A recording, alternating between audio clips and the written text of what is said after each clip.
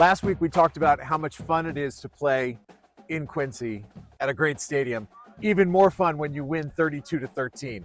Brad, what a great performance by your guys. What's the biggest takeaway after a performance like that? The fact that when you play a team that has that much talent, right? They were enormous up front. They're a very good team, a lot of team speed, and to be able to play defensively like we did, I was really happy with the way our defense played. I thought they stepped up. They were extremely physical. I thought we were extremely physical, and that was my biggest takeaway from the game was how well our defense played. No question about it. I was getting updates. I was in Michigan getting ready for the Michigan State-Ohio State game in East Lansing and getting these updates about Morgan said, wait till you see Donegan run somebody over at the goal line. That really set the tone for the physicality, and we'll get there in a second. But Drew was also huge along with Ben Rosa on defense. And I was going to bring up the defense first because that is so vital as you start to now turn the page towards league play.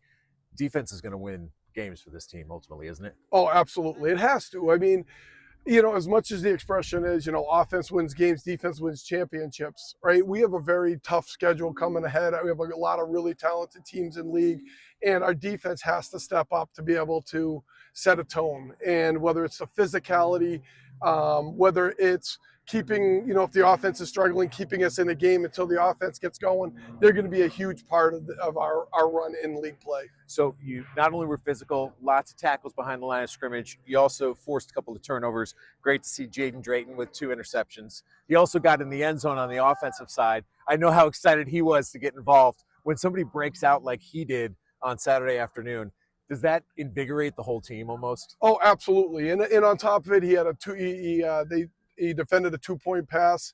They went for it and he knocked it down. He was all over the place. He had at least 3 or 4 big hits on screen passes. He came up and made some plays. He was everywhere. And again, to me, it all started with Drew setting a tone with the physicality. And then when the other kids see that, they want to match that intensity. There's no question. Oh, absolutely.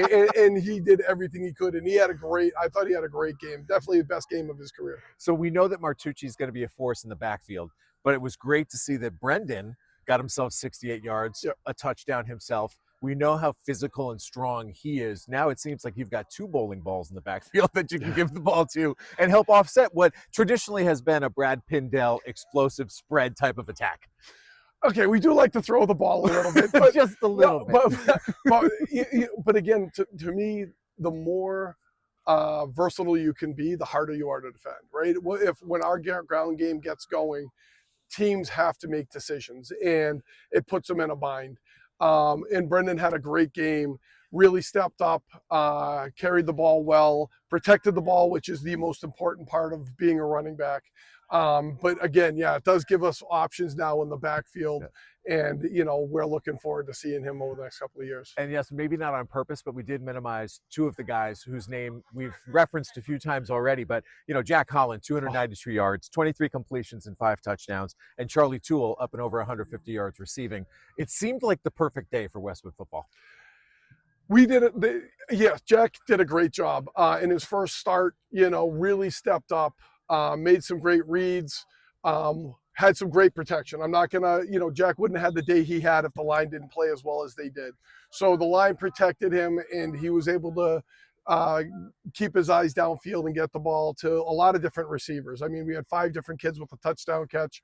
Charlie sort of led the pack with the yards, but, we had a lot of different guys find the end zone, and that's credit to Jack for being able to scan the field, understand what's going on defensively, and get the ball to the people that are open. So we haven't really talked much about Medway. The game is this Friday, 6 o'clock on the road. When you come off a 32-point performance, you want to give the kids credit and talk about them a little bit. But as you look forward to Medway, another road game, and now you do turn that page to Tri-Valley League play. I know they're not in the large, but even still, it sort of sets the tone, doesn't it? Absolutely. I mean, they're an undefeated team.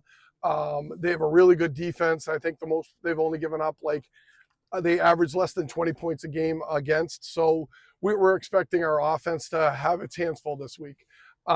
They're very talented offensively. They haven't really clicked yet, but they've done enough to win games. So, our defense has to be ready. Our offense has to be ready for you know, a really talented defense. So we're looking forward to the challenge. All right, Wolverines are 2-1, looking to make it 3-1 this Friday, 6 o'clock kickoff at Medway.